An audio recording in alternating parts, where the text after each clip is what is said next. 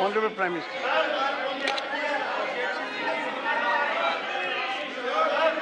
Honorable Prime Minister. आदरणीय सभापति जी, राष्ट्रपति जी के अभिभाषण पर धन्यवाद प्रस्ताव पर जो चर्चा चल रही है, उस चर्चा में शरीक होकर के मैं आदरणीय राष्ट्रपति जी का आदरपूर्वक धन्यवाद करता हूं।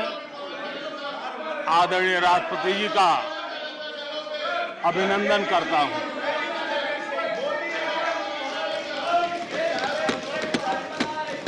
आदरणीय राष्ट्रपति जी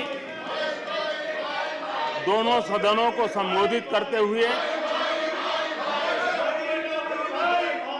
उन्होंने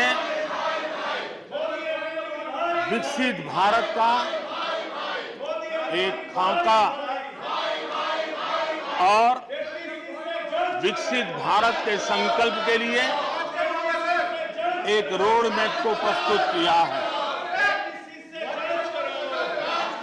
देश के लिए उनका ये जो कंट्रीब्यूशन है, जो मार्गदर्शन है, उसके लिए Nothing will go on record. Nothing will go on record.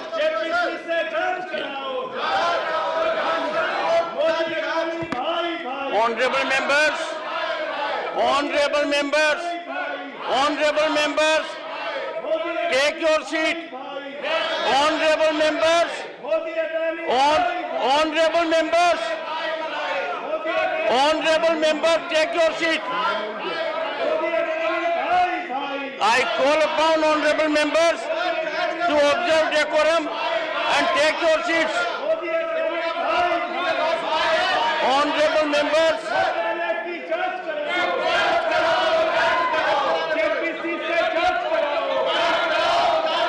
honorable members, take your seats. I will be called upon to name you. I will be called upon to name you. Take your seats. Take your seats. Honorable Prime Minister.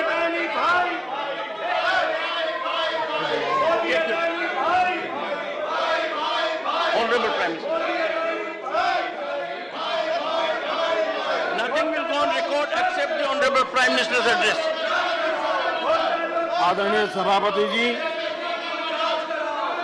मैं उन सभी सदस्यों का भी आभार व्यक्त करता हूं जिन्होंने इस चर्चा में भाग लिया,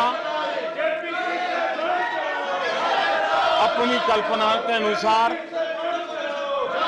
चर्चा को विस्तार देने का प्रयास भी किया और इसलिए मैं सदन में हिस्सा लेने व चर्चा में हिस्सा लेने वाले सभी आदरणीय सदस्यों का धन्यवाद करता हूं। आदरणीय सभापति जी, ये सदन राज्यों का सदन है। बीते दशकों में अनेक बुद्धिजीवियों ने इस सदन से देश को दिशा दी है, देश का मार्गदर्शन किया है।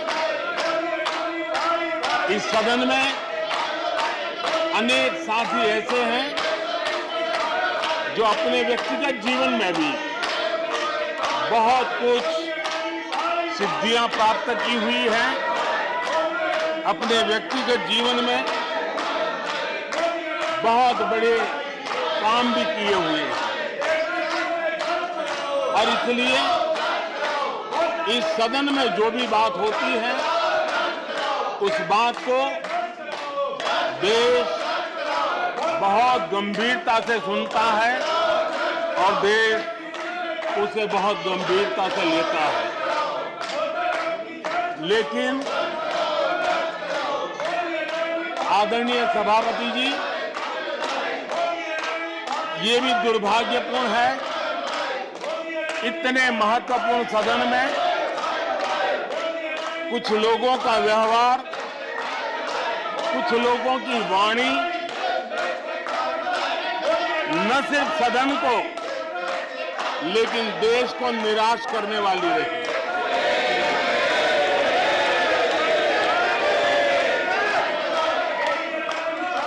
इस प्रकार की वृत्ति प्रवृत्ति के माननीय सदस्यों को मैं यही कहूंगा, कीचड़ उसके पास था, कीचड़ उसके पास था, मेरे पास गुलाल।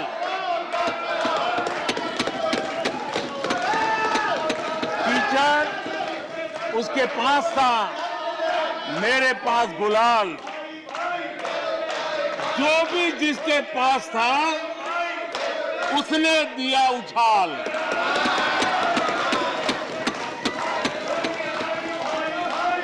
और अच्छा ही है,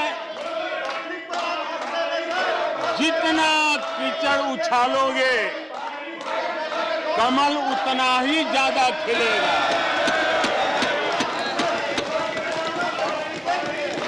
और इसलिए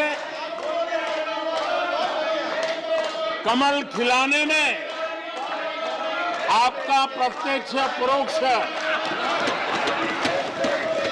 जो भी योगदान है, इसके लिए मैं उनका भी आभार व्यक्त करता हूं।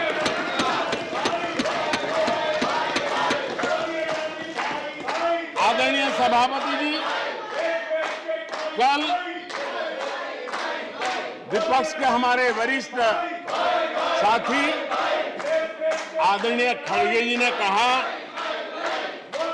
कि हमने 60 साल में मजबूत बुनियाद बना रहे थे, ऐसा कल आपने कहा। और उनकी शिकायत थी कि बुनियाद तो हमने बनाई और क्रेडिट मोदी ले रहा है। लेकिन आदरणीय सभापति जी, 2014 में आकर के जब मैंने बारीकी से चीजों को बड़ी गहराई से देखने का प्रयास किया, फर्स्ट हैंड इंफॉर्मेशन लेने का प्रयास किया, तो मुझे नजर आया कि 60 साल कांग्रेस के परिवार ने, हो सकता है उनका इरादा मजबूत नींव बनाने का हो, मैं उस पर कोई टिप्पणी करना नहीं चाहता, लेकिन 2014 के बाद आकर के मैंने देखा कि उन्होंने गड्ढे ही गड्ढे कर दिए थे। उनका इरादा नींव का होगा, लेकिन उन्होंने गड्ढे ही गड्ढे कर दिए थे। और आदरणीय सभापति जी, जब वो गड्ढे खोद रहे थे, 6-6 दशक बर्बाद कर दिए थे, उस समय दुनिया के छोटे छोटे देश भी सफलता के शिखरों को छू रहे थे, आगे बढ़ रहे थे।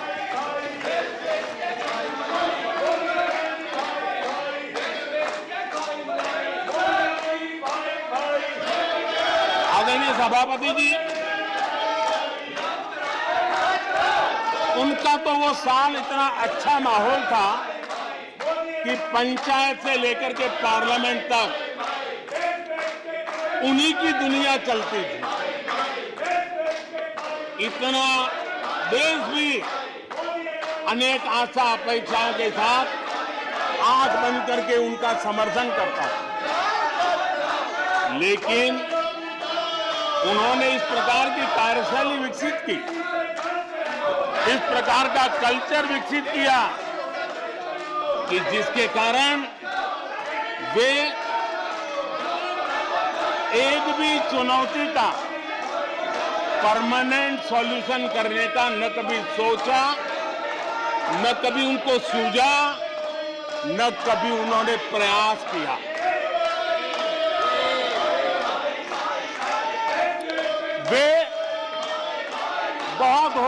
हो जाता था तो चीजों को छू लेते थे, टोकनिज्म कर लेते थे और फिर आगे चले जाते थे। समस्याओं का समाधान करना ये उनका दायित्व था। देश की जनता समस्याओं से जूझ रही थी। देश की जनता देख रही थी कि समस्या का समाधान कितना बड़ा लाभ कर सकता है, लेकिन उनकी प्रायोरिटीज अलग थी, उनके इरादे अलग थे और उसके कारण किसी भी बात का परमानेंट सॉल्यूशन का प्रयास नहीं किया। आदरणीय सभापति जी, हमारी सरकार की पहचान जो बनी है वो हमारे पुरुषार्थ के कारण बनी है।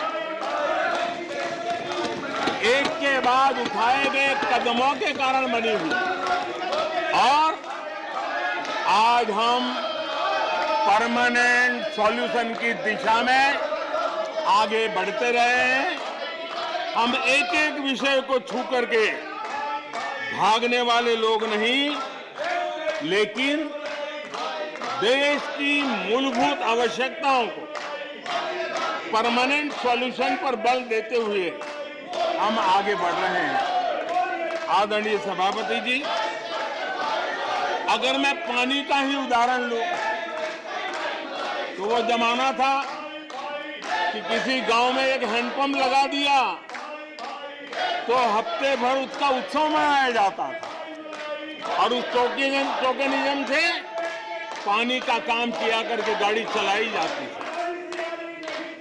कल यहां गुजरात का जिक्र कर रहे थे, आप हैरान होंगे,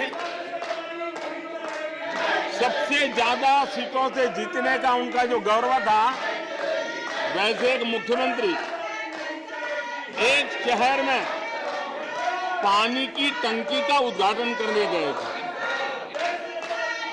और वो फ्रंट पेज पर हेडलाइन न्यूज था। यानी समस्याओं का टोकनिज्म क्या होता है, कैसे टाला जाता है, ये कल्चर देश ने देखा है। हमने भी पानी की समस्या को सुलझाने के लिए रास्ते अपनाए। हमने जल संरक्षण, जल सिंचन हर पहलू पर ध्यान दिया। हमने कैच द रेन अभियान से जनता को जोड़ा। इतना ही नहीं, आजादी के पहले से अब तक हम सरकार में आने तब तक सिर्फ 3 करोड़ घरों तक नल से जल मिलता था। आदरणीय सभापति जी, पिछले 3-4 साल में आज 11 करोड़ घरों को नल से जल मिल रहा है। भारत पानी की समस्या जो हर परिवार की समस्या होती है, जीवन में उसके बिना चल नहीं सकता और भविष्य के संभावनाओं को भी देखते हुए हमने उसके समाधान के रास्ते चुने। आदरणीय सभापति जी, मैं एक और विषय पर भी जाना चाहता हूं। Empowerment of common people. बैंकों का राष्ट्रीयकरण हुआ था, इस बात से हुआ था कि गरीबों को बैंकों का अधिकार मिले, ऐसी बहानेबाजी की गई थी। लेकिन इस बैंक देश के आधे से अधिक लोग बैंक से दरवाजे तक नहीं पहुंच पाए। हमने परमानेंट सॉल्यूशन निकाला और जनधन अकाउंट का अभियान चलाया, बैंकों को मोटिवेट किया, ऑन बोर्ड लिया। पिछले 9 साल में ही 48 करोड़ जनधन बैंक खाते खोले गए। इसमें 32 करोड़ बैंक खाते ग्रामीण और कस्बों में हुए हैं, यानी देश के गांव तक प्रगति की मिसाल को ले जाने का प्रयास हुआ। कल खड़गे जी शिकायत कर रहे थे कि मोदी जी बार बार मेरे चुनावी क्षेत्र में आते हैं। वो कह रहे थे मोदी जी कलबुर्गी आ जाते हैं। मैं जरा खड़गे जी को कहना चाहता हूं, मैं आता हूं उसकी शिकायत करने से पहले ये भी तो देखो कि कर्नाटका में 1,70,00,000 जनधन बैंक अकाउंट खुले हैं। इतना ही नहीं, उन्हीं के इलाके में कलबुर्गी में 8 लाख से ज्यादा जनधन खाते खुले हैं। अब सभापति जी बताइए, इतने बैंक के खाते खुल जाए, इतना एम्पावरमेंट हो जाए, लोग इतने जागरूक हो जाए और किसी का इतने सालों के बाद खाता बंद हो जाए तो उनकी पीड़ा मैं समझ सकता हूं। और बार बार उनका दर्द झलकता है और मैं तो हैरान हूं। कभी कभी यहां तक कह देते हैं एक दलित को हरा दिया। अरे भाई, उसी इलाके की जनता जनार्दन है, उसने दूसरे दलित को जीता दिया। अब आपको जनता नकार दे रही है, आपको हटा रही है, आपका खाता बंद कर रही है और आप रोना यहां रो रहे हो। आदरणीय सभापति जी,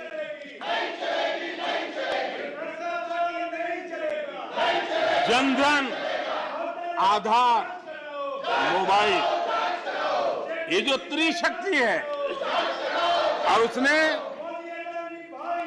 सीधा डायरेक्ट बेनिफिट ट्रांसफर, उस योजना के तहत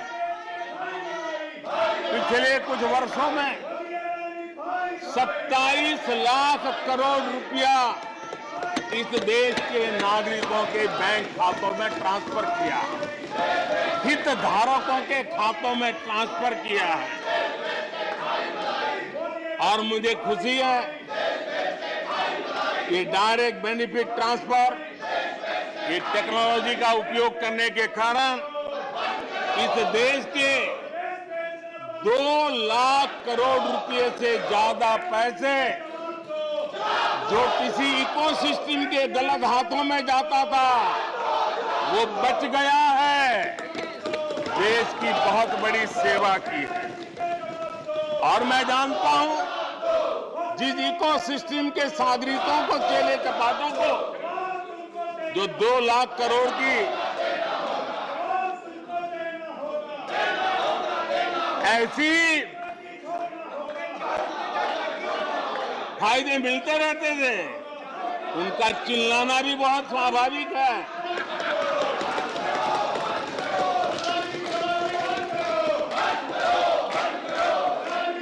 आदरणीय सभापति जी, हमारे देश में पहले परियोजनाएं अटकाना, लटकाना, भटकाना, ये उनकी कार्य संस्कृति का हिस्सा बन गया था। यही उनका कार्य करने का तरीका बन गया था। ईमानदार टैक्स पेयर की गाढ़ी कमाई, उसका नुकसान होता था। हमने टेक्नोलॉजी का प्लेटफॉर्म तैयार किया, पीएम गति शक्ति मास्टर प्लान लेकर के आए और 1600 लेयर में डेटा के माध्यम से इंफ्रास्ट्रक्चर को, प्रोजेक्ट को गति देने का काम हो रहा है।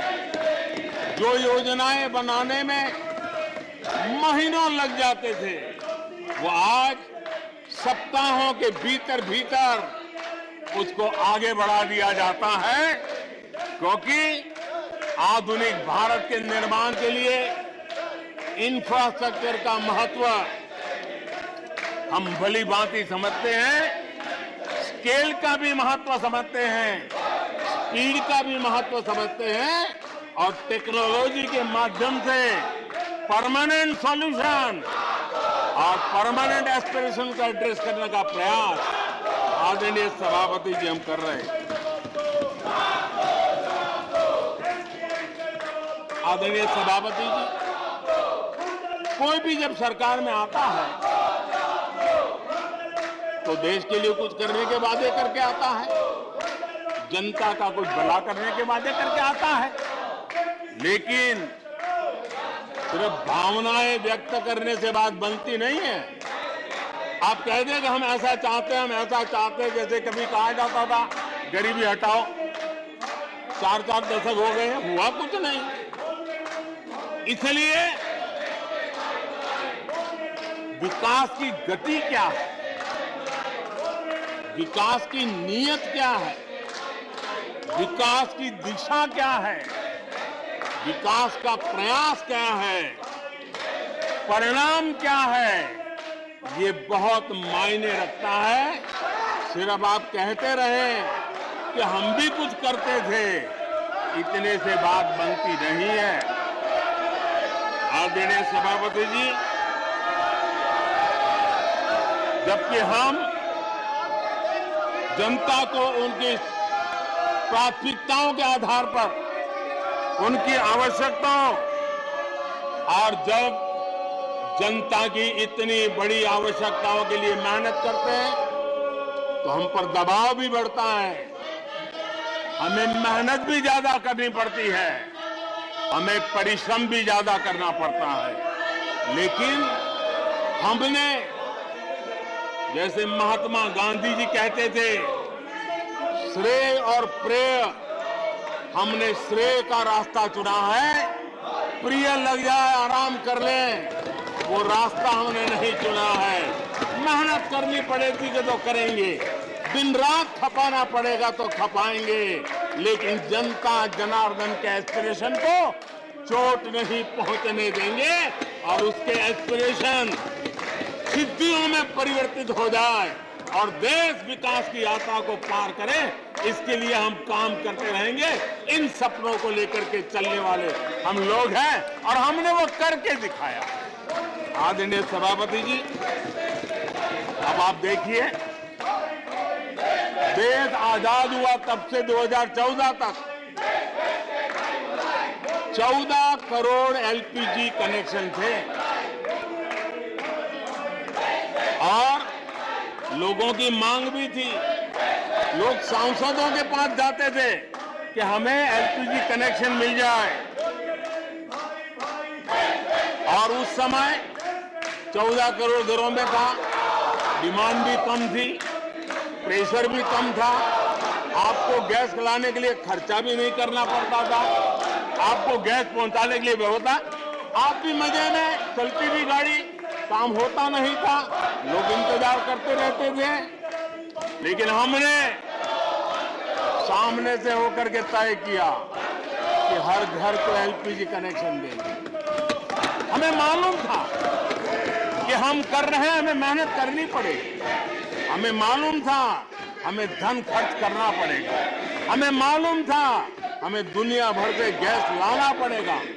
ये सब दबाव की संभावना जानने के बावजूद भी हमारी प्राथमिकता मेरे देश का नागरिक था, हमारी प्राथमिकता हमारे देश के सामान्य लोग थे, और इसलिए हमने 32 करोड़ से ज्यादा परिवारों के पास गैस कनेक्शन पहुंचाए। नया इंफ्रास्ट्रक्चर खड़ा करना पड़ा, धन खर्चना पड़ा। आदरणीय सभापति जी, इस एक उदाहरण से आप समझ सकते हैं कि हमें कितनी मेहनत करनी पड़ी होगी, लेकिन हमने आनंद के साथ, संतोष के साथ, गर्व के साथ इस मेहनत को किया, और मुझे खुशी है कि सामान्य मानवी को उसका संतोष मिला। इससे बड़ा एक सरकार के लिए संतोष क्या हो सकता है। आदरणीय सभापति जी, आजादी के अनेक दशकों के बाद भी इस देश में 18,000 से ज्यादा गांव ऐसे थे जहां बिजली नहीं पहुंची थी, और ये गांव अधिकतर हमारे आदिवासी बस्ती के गांव थे, हमारे पहाड़ों पर जिंदगी गुजारने वालों के लोगों के गांव थे, जनजातीय से गांव थे, नॉर्थ ईस्ट के गांव थे। लेकिन ये उनके चुनाव के हिसाब किताब में बैठता नहीं था, इसलिए इनकी प्रायोरिटी नहीं था।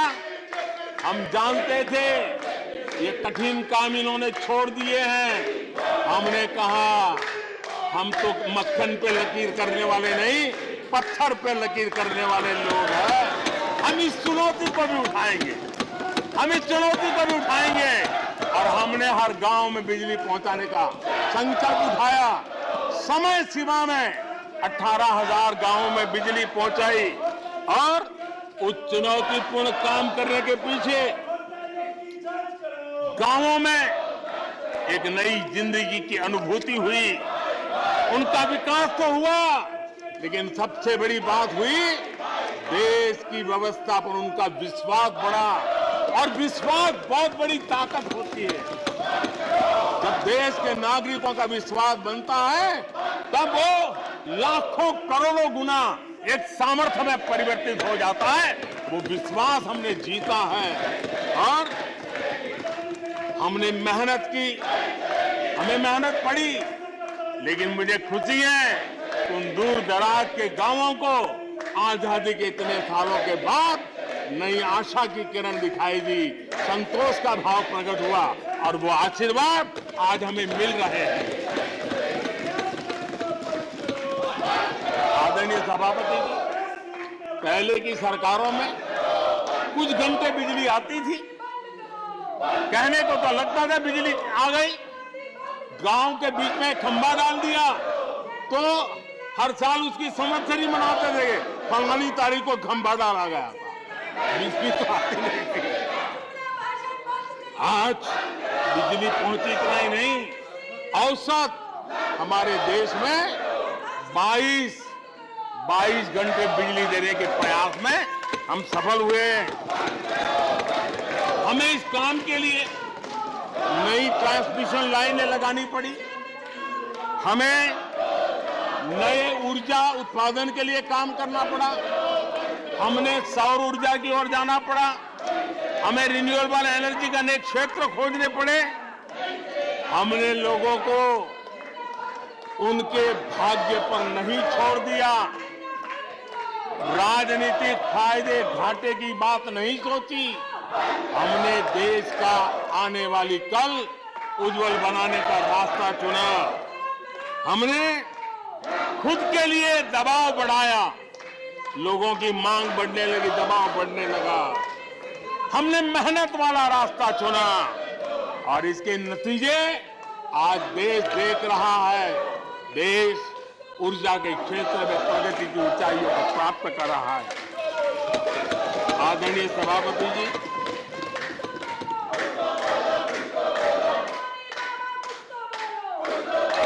हमने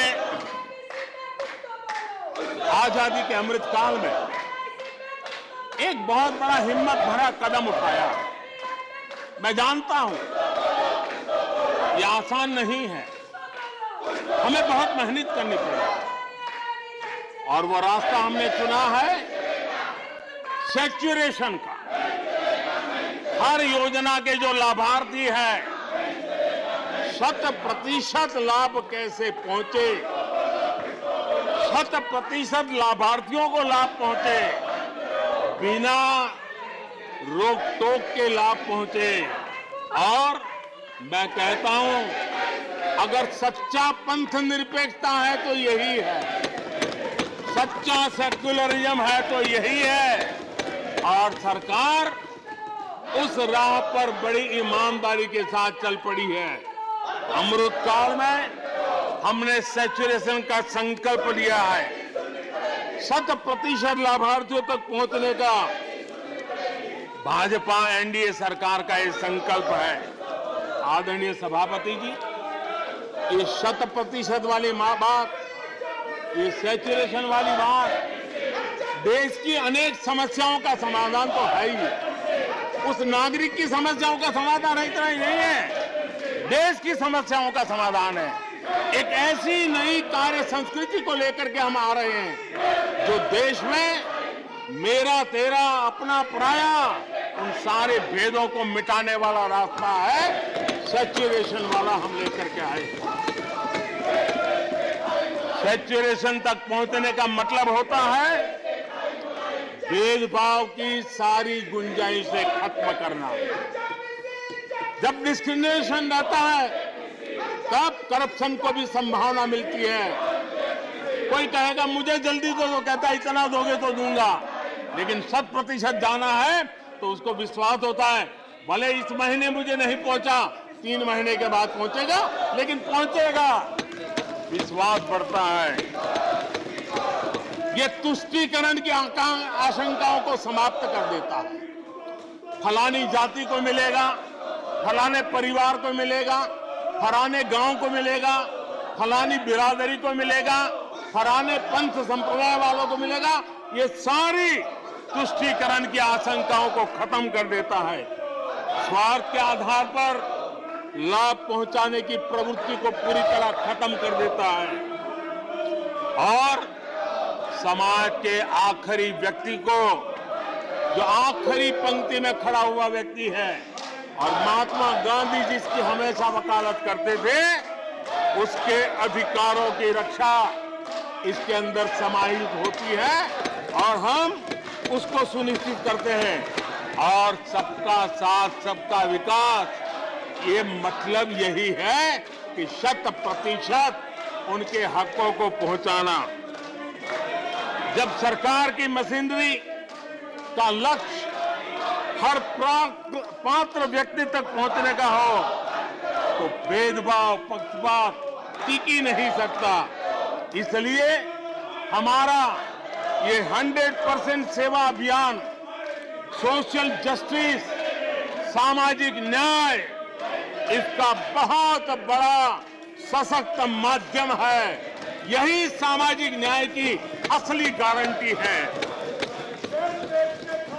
यही सच्ची पंथ निरपेक्षता है, यही सच्चा सेकुलरिज्म है। हम देश को विकास का ये मॉडल दे रहे हैं जिसमें हितधारक सबको उनके हक मिले। देश हमारे साथ है। कांग्रेस को बार बार देश नकार रहा है, लेकिन कांग्रेस और उसके साथी अपनी साजिशों से बाज नहीं आते हैं और जनता ये देख भी रही है और उनको हर मौके पर सजा भी देती रही। आदरणीय सभापति जी, हमारे देश की आजादी में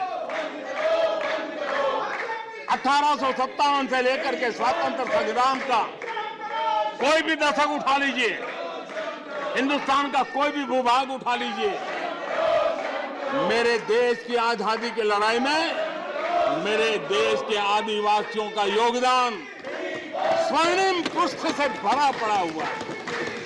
गर्व होता है देश को कि मेरे आदिवासी भाइयों ने आजादी के महात्म्य को समझा था, लेकिन दशकों तक मेरे आदिवासी भाई विकास से वंचित रहे और विश्वास का सेतु तो कभी बन ही नहीं पाया। आशंकाओं से भरी हुई व्यवस्था बनी और उन नौजवानों के मन में बार बार सरकारों के लिए सवाल उठते चले गए, लेकिन उन्होंने सही नियत से काम किया होता, नेक नियत से काम किया होता, आदिवासियों के कल्याण के प्रति समर्पण भाव से काम किया होता, तो आज 21वीं सदी के तीसरे दशक में मुझे इतनी मेहनत नहीं करनी पड़ती, लेकिन उन्होंने नहीं किया। अटल बिहारी वाजपेयी की सरकार थी, पहली बार इस देश में आदिवासियों के विकास के लिए अलग मंत्रालय बना, पहली बार आदिवासियों के कल्याण के लिए, भलाई के लिए, विकास के लिए अलग बजट की व्यवस्था हुई। आदरणीय सभापति जी, हमने 110 जिलों को आकांक्षी जिलों के रूप में आइडेंटिफाई किया, जो विकास में पीछे रह गए, सामाजिक न्याय जैसे महत्व का है, एवं भौगोलिक रूप से भी जो पीछे रह गए हैं उनको न्याय दिलाना उतना ही आवश्यक होता है। और इसलिए हमने 110 आकांक्षी जिले और 110 में आधे से अधिक वो इलाके हैं जहां बहुल जनसंख्या जनजातीय हैं, मेरे आदिवासी भाई बहन रहते हैं। 3 करोड़ से ज्यादा आदिवासी भाइयों को इसका सीधा लाभ मिला है, उनके जीवन में बदलाव आया है।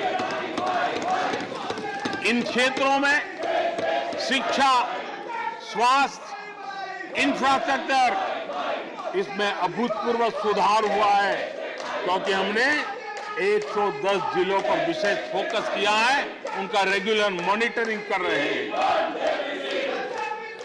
यहां पर हमारे कुछ माननीय सदस्यों ने ट्राइबल सब प्लान की बात का जिक्र किया था। मैं ऐसे साथियों का अनुरोध करता हूं कि जरा समय निकाल करके किसी पढ़े लिखे व्यक्ति की मदद लेकर के बैठिए, जो बजट को अध्ययन कर सकता है, थोड़ा समझा सकता है, और आप देखेंगे तो पता चलेगा कि बजट में शेड्यूल्ड ट्राइब कंपोनेंट फंड्स, इसके तहत 2014 के पहले की तुलना में 5 गुना अधिक वृद्धि हुई है।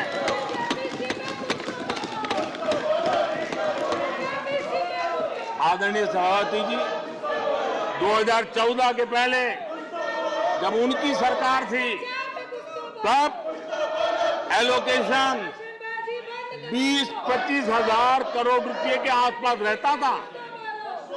बहुत पुरानी बात नहीं है, सिर्फ 20-25 हजार करोड़ रुपए। आज यहां आकर के गीत गा रहे हैं। हमने आकर के इस वर्ष 1,20,000 करोड़ का प्रावधान किया। हमने बीते 9 वर्षों में हमारे आदिवासी, हमारे जनजातीय भाई बहनों के उज्जवल भविष्य के लिए और बच्चों के उज्जवल भविष्य के लिए 500 नए एकलव्य मॉडल स्कूल स्वीकृत किए हैं, और ये 4 गुना ज्यादा बढ़ोतरी है। इतना ही नहीं, स्कूलों में टीचर, स्टाफ, इस बार हमने 38,000 नए लोगों के रिक्रूटमेंट का, हमने भर्ती का इस बजट में प्रावधान किया। आदिवासियों के कल्याण के लिए समर्पित हमारी सरकार ने, मैं जरा आपको फॉरेस्ट राइट एक्ट की बात की तरफ ले जाना चाहता हूं। आदरणीय सभापति जी, देश आजाद होने से लेकर हमारे आने से पहले, 2014 के पहले, आदिवासी परिवारों को 14 लाख जमीन के पट्टे दिए गए। पिछले 7-8 वर्षों में हमने 7 लाख नए पट्टे दिए। यह अभूतपूर्व काम हुआ है। हमारे आने से पहले 23,000 सामुदायिक पट्टे दिए गए थे, 23,000। हमारे आने के बाद 80,000 से अधिक सामुदायिक पट्टे दिए गए हैं। लिप सिंपैथी बता करके आदिवासियों की भावनाओं के साथ खेलने के बजाय अगर कुछ किया होता तो आज मुझे इतनी मेहनत न करनी पड़ती और ये काम पहले आराम से हो जाता, लेकिन ये उनकी प्रायोरिटी में नहीं था। आदरणीय सभापति जी, इनकी अर्थनीति, उनकी समाज नीति, उनकी राजनीति वोट बैंक के आधार पर ही चलती रही और उसके कारण समाज की जो बेसिक ताकत होती है, स्वरोजगार के कारण देश की आर्थिक गतिविधि बढ़ाने वाला जो सामर्थ्य होता है, इन्होंने हमेशा नजरअंदाज कर दिया। उनको वो इतने छोटे लगते थे, इतने बिखरे हुए लगते थे तो उसका उनको कोई मूल्य ही नहीं था। जो छोटे छोटे काम में जुड़े हुए, जो स्वरोजगार के ऊपर समाज पर बोझ बने बिना समाज में कुछ न कुछ वैल्यू एडिशन करते हैं, उनके प्रति दुर्लक्ष्य किया गया। छोटे काम में जुटे इन करोड़ों लोगों को भुला दिया गया। मुझे गर्व है कि मेरी सरकार ने रेहड़ी वाले, ठेले वाले, फुटपाथ पर व्यापार करने वाले लोगों की सुन ले, ब्याज के चक्कर में जिनके जीवन तबाह हो जाते थे, दिन भर का पसीना ब्याजखोरों के घर जाकर के चुकाना पड़ता था, उन गरीबों की चिंता हमने की, उन रेहड़ी ठेले पटरी वालों की चिंता हमने की।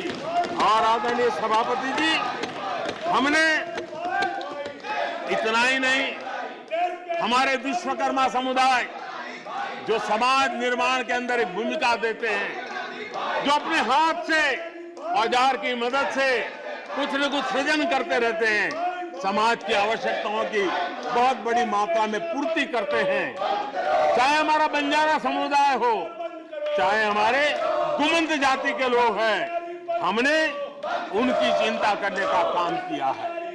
पीएम स्वनिधि योजना हो, पीएम विश्वकर्मा योजना हो, जिसके द्वारा हमने समाज के इन लोगों की मजबूती के लिए काम किया है, उनके सामर्थ्य को बढ़ाने के लिए काम किया। आदरणीय सभापति जी, आप तो स्वयं किसान पुत्र हैं। इस देश के किसानों के साथ क्या बीती है, ऊपर के कुछ एक वर्ग को संभाल लेना और उन्हीं से अपनी राजनीति चलाए रखना, यही सिलसिला चला। इस देश की कृषि की सच्ची ताकत छोटे किसानों में है। 1 एकड़ 2 एकड़ भूमि का वो बड़ा मुश्किल से 80-85% इस देश का ये वर्ग है। इन छोटे किसान उपेक्षित थे, उनकी आवाज कोई सुनने वाला नहीं था। हमारी सरकार ने छोटे किसानों पर ध्यान केंद्रित किया, छोटे किसानों को फॉर्मल बैंकिंग के साथ जोड़ा। आज साल में 3 बार सीधे पीएम किसान सम्मान निधि छोटे किसान के खाते में जमा होती है। इतना ही नहीं, हमने पशुपालकों को भी बैंकों से जोड़ा, हमने मछुआरों को बैंकों से जोड़ा और उनको ब्याज में रियायत दे करके उनके आर्थिक सामर्थ्य को बढ़ाया ताकि वो अपना व्यवसाय विकसित कर सके, अपने क्रॉप पैटर्न को बदल सके, अपने उत्पादित किए हुए माल को रोक करके उचित दाम मिलने पर बाजार में ले जा सके, उस दिशा में हमने काम किया।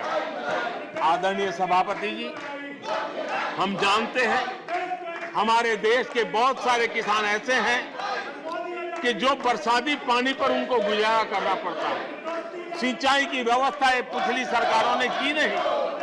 हमने और देखा है कि ये छोटे किसान पानी बरसाती के भरोसे जीने वाले, मोटे अनाज की खेती करते हैं, पानी होता नहीं है। ये मोटे अनाज की खेती करने वाले किसानों को हमने विशेष स्थान दिया। हमने यूएन को लिखा कि मिलेट ईयर मनाइए, दुनिया में भारत के मोटे अनाज की एक ब्रांडिंग बने, मार्केटिंग बने और उसके सुविचारित रूप से अब उस मोटे अनाज को श्री अन्न के रूप में, जैसे श्रीफल का महात्मा है, वैसे ही श्री अन्न का महात्मा बने और छोटे किसान जो पैदावार करते हैं उनको उचित दाम मिले, ग्लोबल मार्केट मिले, देश में क्रॉप पैटर्न में परिवर्तन आए। और इतना ही नहीं, ये मिलेट सुपरफूड है, पोषण के लिए बहुत बड़ी ताकत है। हमारे देश के नई पीढ़ी को पोषण की समस्या के समाधान में भी ये काम आए, जो मेरे छोटे किसान को भी मजबूत करे। हमने फर्टिलाइजर में भी अनेक नए विकल्प डेवलप किए हैं, उसका भी लाभ मिल रहा है। आदरणीय सभापति जी,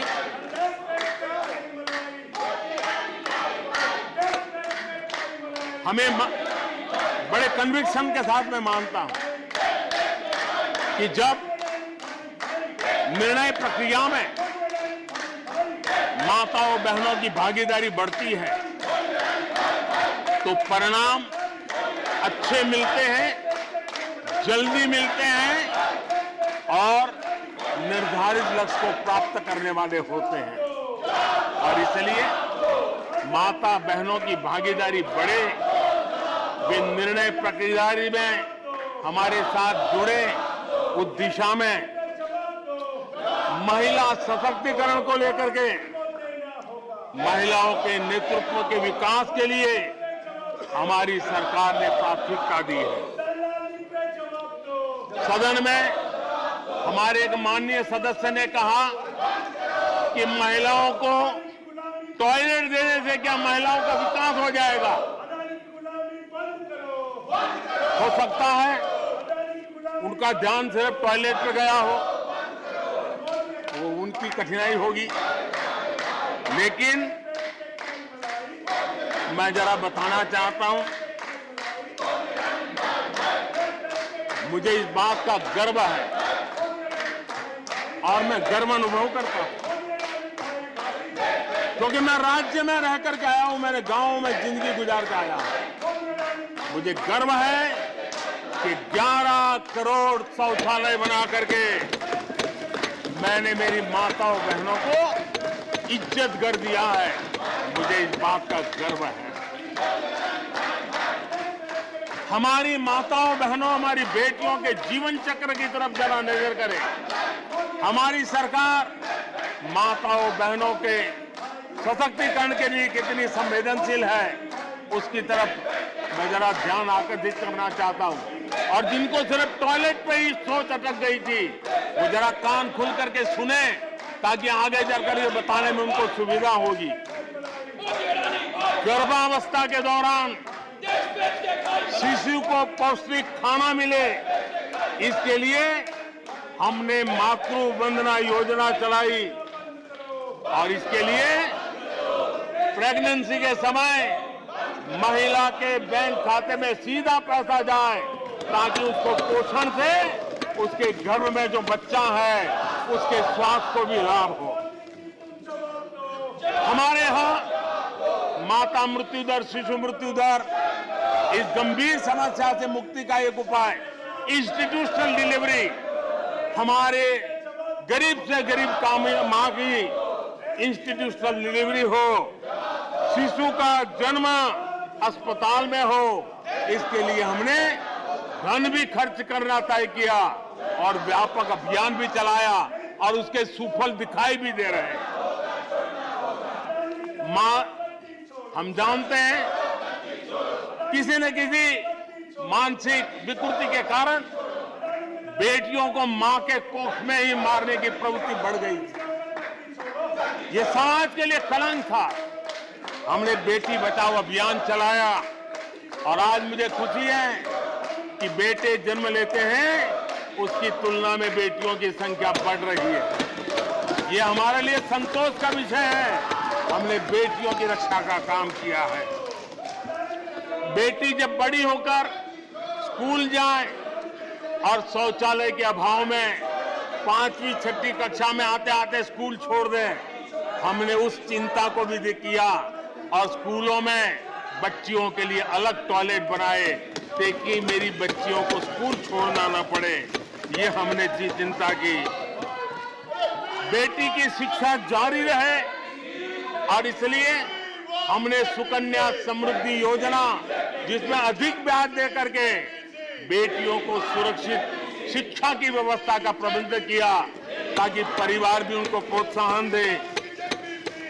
बेटी बड़ी होकर अपना काम करने के लिए बिना गारंटी मुद्रा योजना से लोन ले सके, अपने पैरों पे खड़ी हो सके। और मुझे खुशी है कि मुद्रा योजना के लाभार्थियों में 70% हमारी माताएं बेटियां हैं। हमने ये काम किया है। मां बनने के बाद भी नौकरी जारी रख सके, इसके लिए मातृत्व अवकाश में हमने वृद्धि की है, वो डेवलप कंट्रियों से भी कभी कभी ज्यादा है। ये काम हमने किया है। बेटियों के लिए हमने सैनिक स्कूल खोल दिए हैं। आदरणीय सभापति जी, आप तो स्वयं सैनिक स्कूल के विद्यार्थी रहे हैं, बेटियों को वहां एंट्री नहीं थी, वो काम भी हमने कर दिया। आज सैनिक स्कूलों में मेरी बेटियां पढ़ रही हैं। इतना ही नहीं, हमारी बेटियां अबला नहीं सबला है। वो सेना में जाना चाहती है, अफसर बनना चाहती है। हमने हमारी बेटियों को सेना के दरवाजे भी खोल दिए हैं और आज गर्व होता है सियाचिन में मेरे देश की कोई बेटी मां भारती की रक्षा करने के लिए तैनात होती है। बेटी को गांव में कमाई के अवसर मिले और इसके लिए हमने विमेन सेल्फ हेल्प ग्रुप, उसको एक नई ताकत दी, वैल्यू एडिशन किया और बैंकों से मिलने वाली उनकी रकम में बहुत बड़ा इजाफा किया। और इसलिए वो भी हमने उनकी प्रगति के लिए हमारी माताओं, बेटियों को, बहनों को लकड़ी के धुएं से जिंदगी में मुसीबतें झेलनी न पड़े, इसलिए हमने उज्ज्वला योजना से गैस का कनेक्शन दिया। हमारी माताओं, बहनों को, बेटियों को पीने का पानी के लिए जूझना न पड़े, 2-2, 4-4 किलोमीटर तक जाना न पड़े। हमने नल से घर तक पानी पहुंचाने का अभियान चलाया ताकि मेरी माताओं, बेटों को, बेटियों को, बहनों को, बेटियों को अंधेरे में गुजारा न करना पड़े। इसलिए हमने सौभाग्य योजना से ऐसे गरीब परिवारों तक बिजली पहुंचाई। बेटी, मां, बहन कितनी ही गंभीर बीमारी हो लेकिन कभी बताती नहीं है, उसको चिंता रहती है कि कहीं बच्चों पे कर्ज हो जाएगा, परिवार पर बोझ हो जाएगा, वो पीड़ा सहती है लेकिन अपने बच्चों को अपनी बीमारी के विषय में नहीं बताती है। उन माताओं, बहनों को आयुष्मान कार्ड दे करके अस्पताल में बड़ी से बड़ी बीमारी से मुक्ति का रास्ता हमने खोल दिया है। आदरणीय सभापति जी, बेटी का संपत्ति पर अधिकार हो, इसलिए हमने सरकार की तरफ से जो आवाज देते हैं उसमें बेटी के राइट को निश्चित किया, उसके नाम पर प्रॉपर्टी करने का काम किया। हमने महिला सशक्तिकरण के लिए हमारी माताओं, बहनों को जो भी छोटी मोटी बचत कर लें, मुसीबत झेल करके बचत करना माताओं, बहनों का स्वभाव होता है और वो घर में अनाज के डिब्बे में पैसे रख करके गुजारा करती है। उस मुसीबत में निकाल के हमने उसको जनधन के खाते दे दिए, बैंक में पैसा जमा करे, इसकी व्यवस्था कर दी।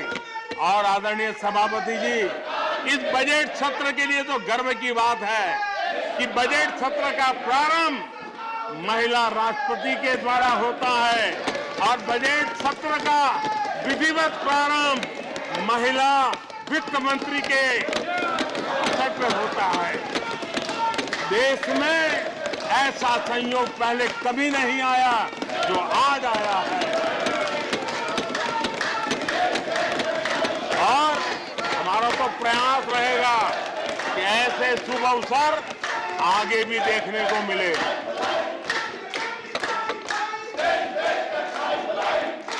आदरणीय सभापति जी, जब देश को आधुनिक होना है, नए संकल्पों को पार करना है, तो हम साइंस और टेक्नोलॉजी के सामर्थ्य को नकार नहीं सकते। साइंस और टेक्नोलॉजी के महात्म्य को हमारी सरकार भली भांति समझती है, लेकिन हम टुकड़ों में नहीं सोचते, हम टोकनिज्म में नहीं सोचते हैं।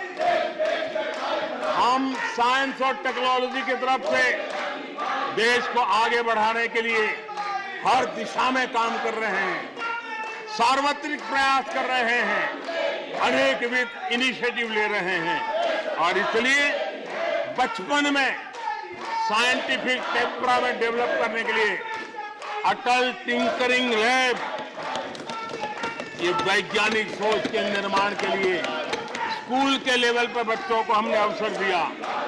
उससे थोड़ा आगे निकले, बच्चा कुछ करना शुरू कर ले, तो हमने अटल इंक्यूबेशन सेंटर खड़े किए ताकि कुछ अगर अच्छी प्रगति की है तो उसको वो वायुमंडल मिले, ताकि वो टेक्नोलॉजी में कन्वर्ट करने के लिए वो खोज, वो इनोवेशन काम आ जाए।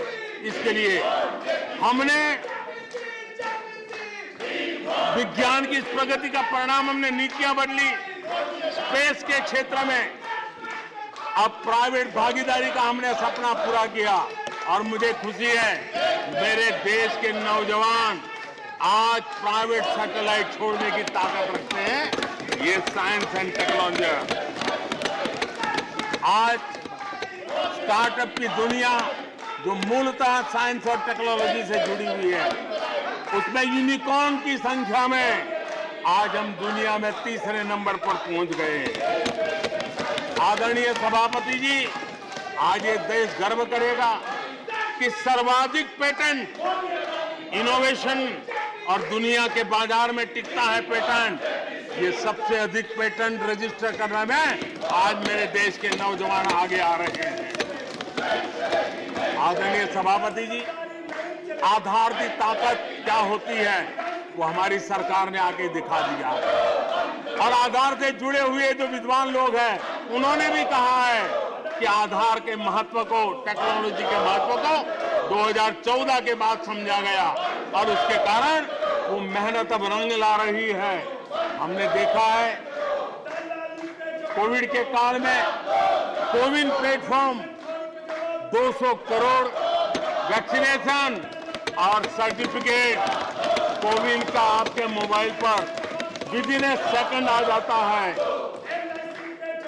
लेकिन दुनिया को अचंभा तब हुआ कि भारत अपनी वैक्सीन लेकर के आ गया है कोविड में। दुनिया के लोग अपनी वैक्सीन, हमारे यहाँ पर बहुत बड़ा मार्केट था, बेचने के लिए भांति भांति के प्रेशर करते थे, आर्टिकल लिखे जाते थे, टीवी में इंटरव्यू दिए जाते थे, सेमिनार किए जाते थे। इतना ही नहीं, मेरे देश के वैज्ञानिकों को बदनाम करने के लिए, उनको नीचा दिखाने के लिए कल तक प्रयास चले, कल तक प्रयास चले, कल तक प्रयास चले। और मेरे ही देश के वैज्ञानिकों ने आज दुनिया में जिसको स्वीकृति मिली है ऐसी वैक्सीन से, मेरे देशवासियों का ही नहीं 150 देशों के लोगों की आवश्यकताओं को पूरी किया जाता है। ये विज्ञान के विरोधी लोग, ये टेक्नोलॉजी के विरोधी लोग,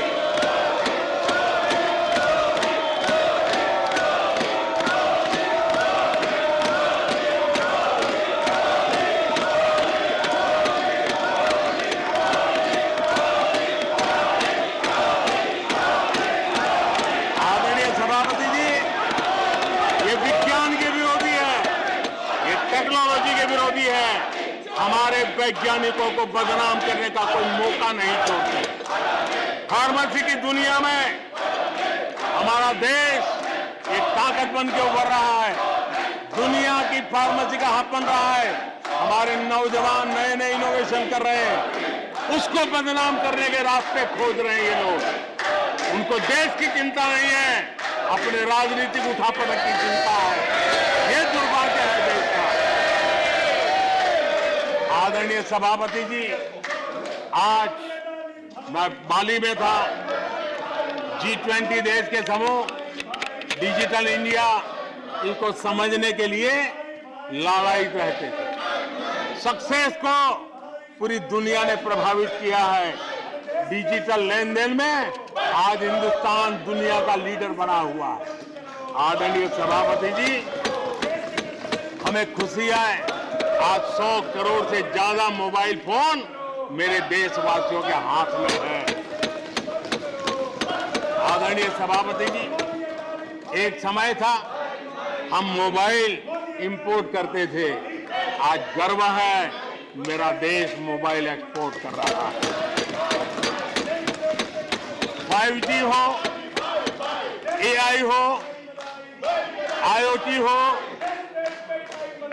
उस तकनीक को आज देश बहुत तेज गति से अपना रहा है, उसका विस्तार कर रहा है। ड्रोन, इसका इस्तेमाल सामान्य जीवन में हो, सामान्य नागरिक की भलाई हो। हमने पॉलिसी में वो बदलाव किया और दवाइयां दूर सुदूर इलाकों में ड्रोन से पहुंचाने का काम आज मेरे देश में हो रहा है। साइंस और टेक्नोलॉजी के महत्व को आज खेत में मेरा किसान ड्रोन की ट्रेनिंग लेकर के खेती में ड्रोन का क्या उपयोग हो, आज मेरे गांव में दिखाई दे रहा है। जियो स्पेशल सेक्टर में हमने दरवाजे खोल दिए। ड्रोन के लिए एक पूरा नया विकास का विस्तार करने का अवसर हमने कर दिया। आज देश में यूएन जैसे लोग चर्चा करते हैं कि दुनिया में लोगों के पास अपने पास जमीन के घर के मालिकाना हक नहीं है। यूएन की चिंता है दुनिया।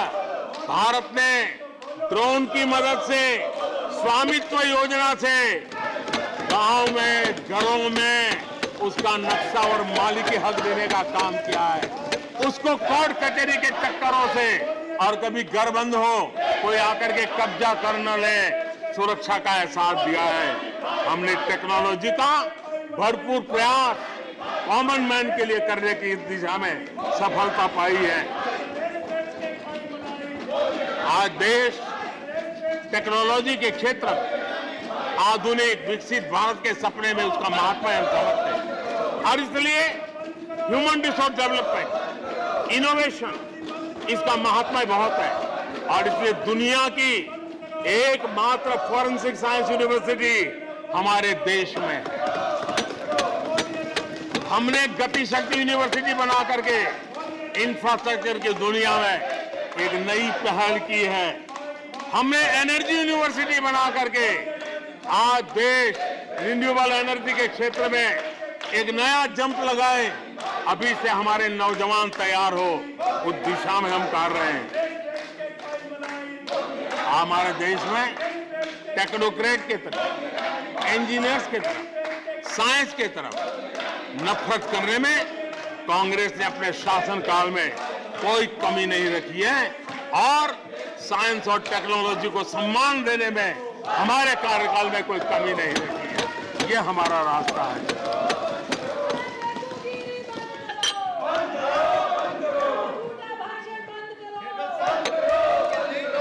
आदरणीय सभापति जी, यहाँ रोजगार की भी चर्चा हुई। मैं हैरान हूं कि जो अपने आप को सबसे लंबे समय तक सार्वजनिक जीवन का दावा करते हैं, इनको ये मालूम नहीं है कि नौकरी और रोजगार में फर्क होता है।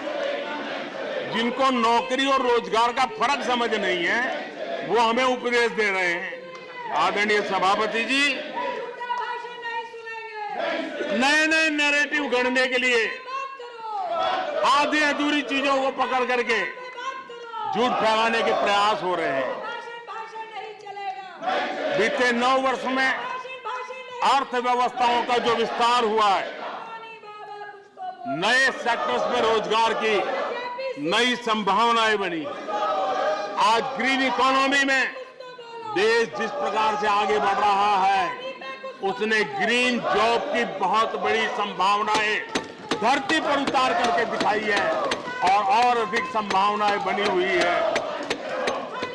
डिजिटल इंडिया के विस्तार से डिजिटल इकोनॉमी, उसका भी एक नया क्षेत्र। आज सर्विस सेक्टर में डिजिटल इंडिया एक नई बुलंदी पर है। 5 लाख कॉमन सर्विस सेंटर, गांव के अंदर एक कॉमन सर्विस सेंटर में 2-2, 5-5 लोग रोजी रोटी कमाते हैं। और दूर सुदूर जंगलों के छोटे छोटे गांव में भी कॉमन सर्विस सेंटर में आज हमारे देश की आवश्यक सेवाएं गांव के लोगों को एक बटन पर उपलब्ध हो, ये व्यवस्था हुई है। डिजिटल इकोनॉमी ने अनेक नए रोजगार की संभावनाएं पैदा की। आदरणीय सभापति जी, 90,000 रजिस्टर्ड स्टार्टअप, इसने भी रोजगार के नए द्वार खोले हैं। अप्रैल से नवंबर 2022 के दौरान ईपीएफओ पेरोल में 1 करोड़ से अधिक लोग जोड़े गए हैं। 1 करोड़ से अधिक लोग। आदरणीय सभापति जी, आत्मनिर्भर भारत रोजगार योजना, इसके जरिए 60 लाख से अधिक नए कर्मचारियों का लाभ हुआ है।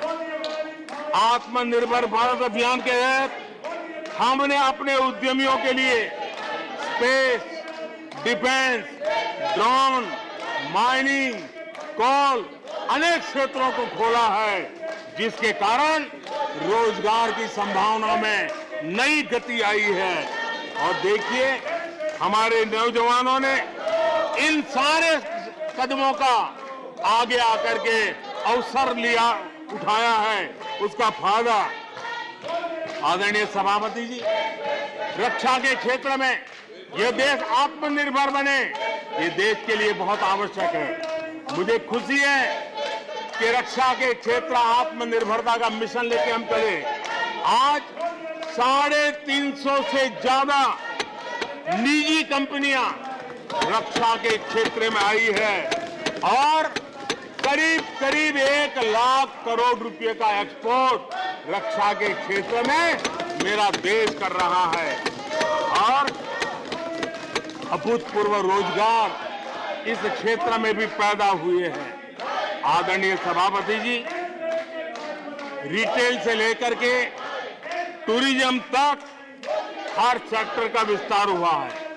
खादी और ग्रामोद्योग, महात्मा गांधी के साथ जो व्यवस्था जुड़ी हुई है, खादी ग्रामोद्योग को भी डुबो दिया था। आजादी के बाद सर्वाधिक खादी ग्रामोद्योग के रिकॉर्ड तोड़ने का काम हमारे कालखंड में हुआ है। आदरणीय सभापति जी, इंफ्रास्ट्रक्चर में हो रहा रिकॉर्ड निवेश, चाहे रेल का काम होता हो, रोड का काम होता हो, पोर्ट का काम होता हो, एयरपोर्ट का काम होता हो, प्रधानमंत्री ग्राम सड़क योजनाएं बनती हो, ये सारे इंफ्रास्ट्रक्चर के काम, उसके लिए जो मटेरियल लगता है, उस इंडस्ट्री में रोजगार की संभावनाएं बढ़ी है। हर जगह निर्माण कार्य के अंदर मजदूर से लेकर मैकेनिक तक हर प्रकार के रोजगार की संभावनाएं, इंजीनियर से लेकर के श्रमिक तक हर किसी के लिए रोजगार के नए अवसर बने हैं। और उसी के कारण यूथ विरोधी नीति लेकर के चले हुए लोगों को आज यूथ नकार रहा है और यूथ के भलाई के लिए हम जिन नीतियों को लेकर के चल रहे हैं, इसको आज देश स्वीकार कर रहा है। आदरणीय सभापति जी, यहां भी ये भी कहा गया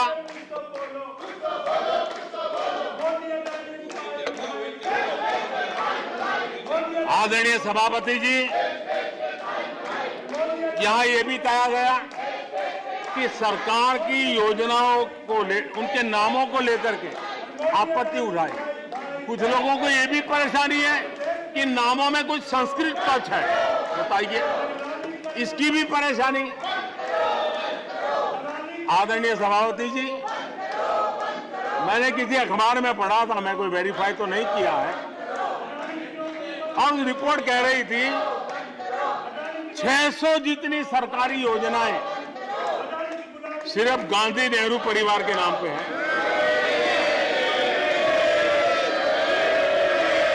आदरणीय सभापति जी, किसी कार्यक्रम में अगर नेहरू जी के नाम का उल्लेख नहीं हुआ तो कुछ लोगों के बाल खड़े हो जाते हैं, उनका लहू एकदम गर्म हो जाता है कि नेहरू जी का नाम क्यों नहीं दिया। आदरणीय सभापति जी, मैं बहुत आश्चर्य होता है कि चलो भाई, हमसे कभी छूट जाता होगा नेहरू जी का नाम, और छूट जाता होता होगा, हम ठीक भी कर लेंगे क्योंकि वो देश के पहले प्रधानमंत्री थे। लेकिन मुझे ये समझ नहीं आता है कि उनकी पीढ़ी का कोई व्यक्ति नेहरू सरनेम रखने से डरता क्यों है। क्या शर्मिंदगी है नेहरू सरनेम रखने से? क्या शर्मिंदगी है? इतना बड़ा महान व्यक्तित्व अगर आपको मंजूर नहीं है, परिवार को मंजूर नहीं है, और हमारा हिसाब मांगते रहते हो। आदरणीय सभापति जी,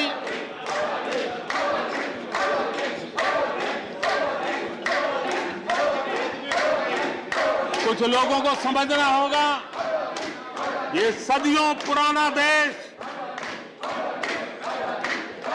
सामान्य मानवी के पसीने और पुरुषार्थ से बना हुआ देश, जन जन की पीढ़ियों की परंपरा से बना हुआ देश है।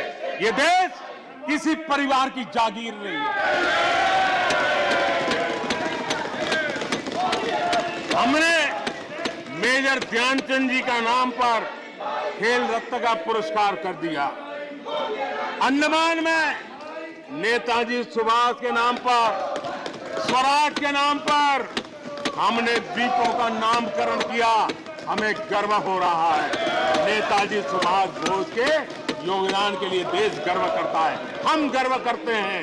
इतना ही नहीं, जो लोग आए दिन हमारे देश की सेना को नीचा दिखाने का मौका नहीं छोड़ते, हमने इन द्वीपों को परमवीर चक्र प्राप्त करने वाले सेनानियों के नाम कर दिया। आने वाली सदियों तक कोई हिमालय की चोटी एक एवरेस्ट व्यक्ति के नाम पर एवरेस्ट बन गई। मेरे द्वीप समूह मेरे परमवीर चक्र विजेता मेरे देश के सेनानियों के नाम कर दिया। ये हमारी श्रद्धा है, ये हमारी भक्ति है, और उसको लेकर के हम चलते हैं। आदरणीय और इससे आपको तकलीफ है और तकलीफ व्यक्त भी हो रही है। हर एक की तकलीफ व्यक्त करने के रास्ते अलग होंगे। हमारा रास्ता है सकारात्मक। कभी कभी अब ये सदन है, एक प्रकार से राज्यों का महात्मा है। हम पर ऐसे भी आरोप लगाए जाते हैं कि हम राज्यों को परेशान करते हैं। आदरणीय सभापति जी, मैं लंबे अरसे तक राज्य का मुख्यमंत्री रह करके आया हूं। फेडरलिज्म का क्या महत्व होता है वो भली भांति समझता है, उसको जी करके आया हूं। और इसलिए हमने कोऑपरेटिव कॉम्पिटिटिव फेडरलिज्म पर बल दिया है। आओ हम पर्दा करें, हम आगे बढ़े, हम सहयोग करें, हम आगे बढ़े, उस दिशा में हम चले हैं। हमने हमारी नीतियों में नेशनल प्रोग्रेस का भी ध्यान रखा है और रीजनल एस्पिरेशन को भी एड्रेस किया है। National progress and regional aspiration, इसका परफेक्ट कॉम्बिनेशन हमारी नीतियों में दिखा है, क्योंकि हम सब मिलकर के 2047 तक एक विकसित भारत का सपना पूरा करने के लिए चल पड़े हैं। लेकिन जो लोग आज विपक्ष में बैठे हैं, उन्होंने तो राज्यों के अधिकारों की धज्जियां उड़ा दी। जरा मैं कच्चा चिट्ठा आज खोलना चाहता हूं।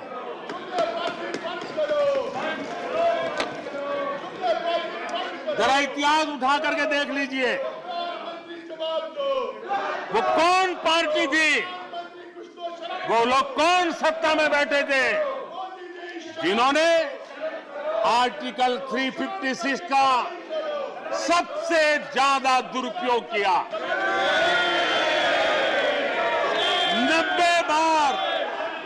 90 बार चुनी हुई सरकारों को गिरा दिया। कौन है वो? कौन है जिन्होंने किया? कौन है जिन्होंने किया? कौन है जिन्होंने किया?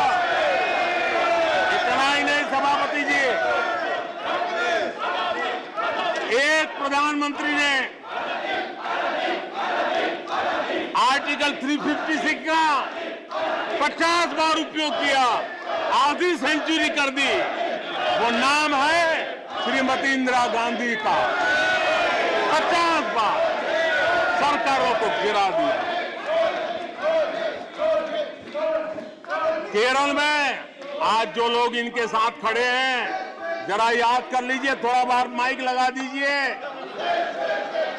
केरल में वामपंथी सरकार चुनी गई, जिसे पंडित नेहरू पसंद नहीं करते थे। कुछ ही कालखंड के अंदर चुनी हुई पहली सरकार को गढ़ते थे। आज आप वहां खड़े हैं, आपके साथ क्या हुआ था जरा याद कीजिए। आदरणीय सभापति जी, जरा डीएमके के मित्रों को भी बताता हूं, तमिलनाडु में एमजीआर और करुणानिधि जैसे दिग्गजों की सरकारें, उन सरकारों को भी इन्हीं कांग्रेस वालों ने बर्खास्त कर दिया। एमजीआर की आत्मा देखती होगी आप कहां खड़े हो। यहां पर पीछे बैठे हैं इस सदन के वरिष्ठ सदस्य, और जिनको मैं हमेशा एक आदरणीय नेता मानता हूं, श्रीमान शरद पवार जी। 1980 में शरद पवार जी का आयु 35-40 साल की थी। एक नौजवान मुख्यमंत्री महाराष्ट्र की सेवा करने के लिए निकला था, उनकी सरकार को भी गिरा दिया गया और आज वो वहां है। आज वो वहां है। हर क्षेत्रीय नेता को उन्होंने परेशान किया, और एनटीआर के साथ क्या किया। यहां कुछ लोग आज कपड़े बदले होंगे, नाम बदला होगा, ज्योतिषियों की सूचना के अनुसार नाम बदला होगा, लेकिन कभी वो भी उनके साथ थे। उस एनटीआर की सरकार को, और वो तबीयत के लिए अमेरिका गए थे, अपने हेल्थ के लिए गए थे। आपने एनटीआर की सरकार को गिराने का प्रयास किया। ये कांग्रेस की राजनीति का स्तर था। आदरणीय सभापति जी, अखबार निकाल के देख लीजिए, हर अखबार लिखता था कि राजभवनों को कांग्रेस के दफ्तर बना दिए गए हैं, कांग्रेस के हेडक्वार्टर बना दिए गए। 2005 में झारखंड में एनडीए के पास ज्यादा सीटें थी, लेकिन गवर्नर ने यूपीओ को शपथ के लिए बुला लिया था। 1982 में हरियाणा में भाजपा और देवीलाल के पास प्री पोल उनका एग्रीमेंट था, उसके बावजूद भी गवर्नर ने कांग्रेस की सरकार के लिए निमंत्रण कर दिया था। ये कांग्रेस के पाप, और आज देश को गुमराह करने की बातें कर रहे हैं। आदरणीय सभापति जी, मैं एक बात को जानना चाहता हूं, मैं एक गंभीर विषय की ओर अब ध्यान देना भी चाहता हूं। महत्वपूर्ण विषयों को मैंने स्पर्श किया है, और आज देश में आर्थिक नीतियों की जिनको समझ नहीं है, जो 24 घंटा राजनीति के सिवाय कुछ सोचते नहीं है, जो सत्ता के खेल खेलना यही जिनको सार्वजनिक जीवन का काम दिखता है, उन्होंने अर्थनीति को अनर्थ नीति में परिवर्तित कर दिया। मैं उनको चेतावनी देना चाहता हूं और मैं इस सदन की गंभीरता के साथ उनसे कहना चाहता हूं कि अपने रिस्पेक्टिव स्टेट को जाके समझाएं कि ये गलत रास्ते पर न चले जाएं। हम हमारे पड़ोस के देशों का हाल देख रहे हैं कि वहां पर क्या हाल हुआ है, अनाप शनाप कर्ज लेकर के किस प्रकार के देशों को डुबो दिए गए। आज हमारे देश में भी तत्कालीन लाभ के लिए अगर भुगतान करेगा तो आने वाली पीढ़ी करेगी। हम तो कर्ज करो जीपीओ वाला खेल आने वाला देखेगा। ये कुछ राज्यों ने अपनाया है, वो उनका तो तबाह कर देंगे, देश को भी बर्बाद कर देंगे। अब देश अब कर्ज के तले दबते जा रहे हैं। ये देश आज दुनिया में उनको कर्ज देने के लिए कोई तैयार नहीं है। ये मुसीबतों से गुजर रहे हैं। मैं राजनीतिक वैचारिक मतभेद हो सकते हैं, दलों के विषय में एक दूसरे के प्रति टीका टिप्पणी हो सकती है, लेकिन देश की आर्थिक सेहत के साथ खिलवाड़ मत कीजिए। आर्थिक सेहत के साथ खिलवाड़ मत कीजिए। आप ऐसा कोई पाप मत कीजिए जो आपके बच्चों के अधिकारों को छीन ले और आज अपना मौज कर लें और बच्चों के नसीब में बर्बादी छोड़ के चले जाए। ऐसा करके न जाए। आज आपको पॉलिटिकली सूट कर, मैंने तो देखा एक मुख्यमंत्री ने बयान दिया कि भाई अब ठीक है, मैं तो निर्णय करता हूं, अभी मुसीबत मुझे कहां आएगी, 2030-32 के बाद आएगी, जो आएगा वो भुगतेगा। क्या कोई देश ऐसे चलता है क्या? लेकिन ये जो वृत्ति बन रही है वो बहुत चिंता का विषय है। आदरणीय सभापति जी, देश की आर्थिक सेहत के लिए राज्यों ने भी अपनी आर्थिक सेहत के संबंध में डिसिप्लिन का रास्ता चुनना पड़ेगा और तभी जाकर के वे राज्य भी इस विकास की यात्रा का लाभ ले पाएंगे और उनके राज्यों के नागरिकों का भला करने में हमें भी सुविधा हो जाएगी, ताकि हम उन तक लाभ पहुंचाना चाहते हैं। आदरणीय सभापति जी, 2047 में यह देश विकसित भारत बने, ये हम सबका संकल्प है। 140 करोड़ देशवासियों का संकल्प है। अब देश पीछे मुड़ करके देखने को तैयार नहीं है। देश लंबी छलांग मारने को तैयार है। जिनकी 2 वक्त की रोटी का सपना था, उसको आपने एड्रेस नहीं किया, हमने उसको एड्रेस किया है। जिसको सामाजिक न्याय की अपेक्षा थी, जो आपने एड्रेस नहीं किया, हमने एड्रेस किया है। जिन अवसरों को तलाशता था, उन अवसरों को उपलब्ध कराने के लिए हमने अनेक कदम उठाए हैं और आजाद भारत का जो सपना है, उन सपने को पूरा करने के लिए हम संकल्पबद्ध होकर के चले। और आदरणीय सभापति जी, देश देख रहा है, देश देख रहा है, एक अकेला कितनों को भारी पड़ रहा है, एक अकेला कितनों को भारी पड़ रहा है। अरे नारे बोलने के लिए भी उनको बदल करना पड़ता है। जो भी ये बोलता है, घंटे भर से आवाज की जवाब देना है। आदरणीय सभापति जी, एक कन्विक्शन के कारण चला हूं, देश के लिए जीता हूं, देश के लिए कुछ करने के लिए निकला हुआ हूं। और इसलिए ये राजनीतिक खेल खेलने वाले लोग, उनके अंदर वो हौसला नहीं है, वो ढूंढ रहे हैं, बचने का रास्ता खोज रहे हैं। आदरणीय सभापति जी, राष्ट्रपति जी के उम्दा भाषण को, राष्ट्रपति जी के मार्गदर्शक भाषण को, राष्ट्रपति जी के प्रेरक भाषण को इस सदन के अंदर अभिनंदन करते हुए, धन्यवाद करते हुए, आपका भी आभार व्यक्त करते हुए अपनी बात को समाप्त करता हूं।